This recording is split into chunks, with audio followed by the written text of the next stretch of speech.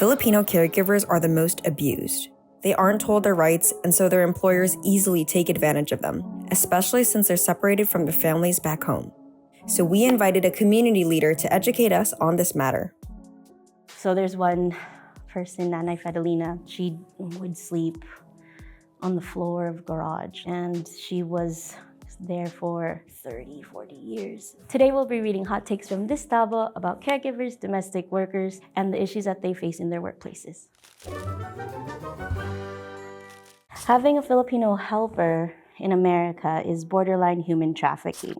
Yes, the problem with that you can easily get misidentified. The families of patients will take advantage, file their folks, their caregivers as independent contractors. You're here and you're promised to be doing one job, but they take like your passport, and so that way you can't leave or find other employment in other places.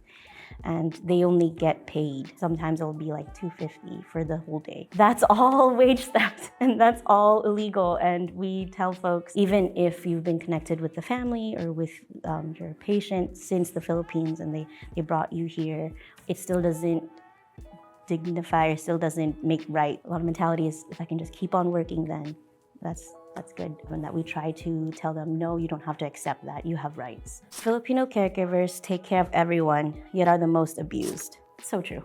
But I don't even need to doubt this or think about it twice. So there's one person, Nanay Fidelina. So she was with one family from the Philippines. They brought her here. So she was a human trafficking survivor. She would sleep on the floor of garage. Like, she didn't even have like a bed, a room. And she was there for, I want to say 30, 40 years. You can see that she actually cared and loved for the patient, the mom. The reason she went through with the case, the final straw, was the daughter. So there was like a small incident with, she was trying to write a grocery list and she didn't write English properly on the list. And that's why she complained to the agency, and the agency tells her, you don't have to come in anymore.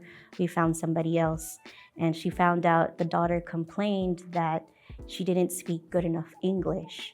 So how is she going to be able to take care of her mom if an emergency happened? The caregiver herself was just left thinking, I thought I was doing a good job taking care. For them, that's also like they lost kind of like a friend or family member like that quickly. Even during her wage theft case and during the court hearings itself, she never showed any hate or any resentment towards her employer. And then after her employer passed away, she still never showed any hate for the experience that she went through. Filipinos typically scam other Filipinos. This is actually unfortunately true, and this is a hot take that I think me admitting this is gonna be pretty controversial for folks. Caregivers in the facilities, the owners of them, tend to be fellow Filipinos too. They lose the fact that it's with each other and it's community building each other up. That's gonna help them in the end. I think it's really disheartening to see a lot of the human trafficking and a lot of the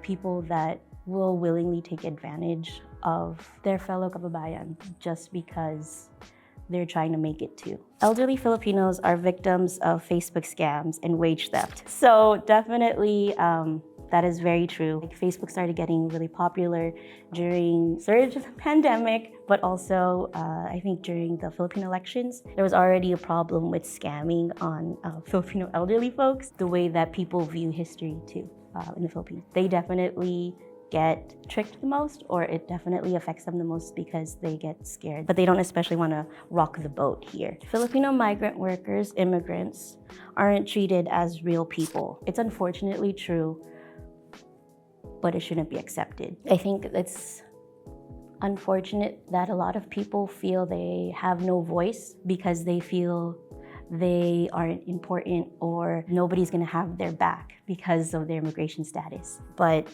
I think that's why it's important to remind folks and remind people out there that there are allies and there are orgs out there that will stand by your side. So that way you don't have to be stuck in that mentality of not being a real person or not a person that's counted here. Because at PwC, we especially try to fight for the rights for domestic workers, especially caregivers. Filipinos but especially folks in Southern California, because domestic workers have been excluded from things like Cal OSHA. They still are excluded from Cal OSHA, but they had been really denied a lot of like worker rights and dignity. So one of the wins that we were able to do is work with the National Domestic Workers Alliance and DWA and bring the Domestic Workers Bill of Rights. We do things like political education, so that way folks can understand when they move here, what's the system that they're already moving into? The work that we do and to Tabo Takes Stop the Hate. How can we heal and help them feel empowered afterwards or through that whole process? A lot of the times it's just like talking or healing it out, and we can find that healing, what you need together. Thank you for watching Tabo Takes. Thank you for hearing my takes. I'm Jasmine from PwC, and for more info about our work, please visit our socials and make sure to follow us on Instagram the most. Our social media, PwCSC. And you can also follow us on Facebook, especially join us for our kapihans, Zala Talks, and like join our listening sessions or circles.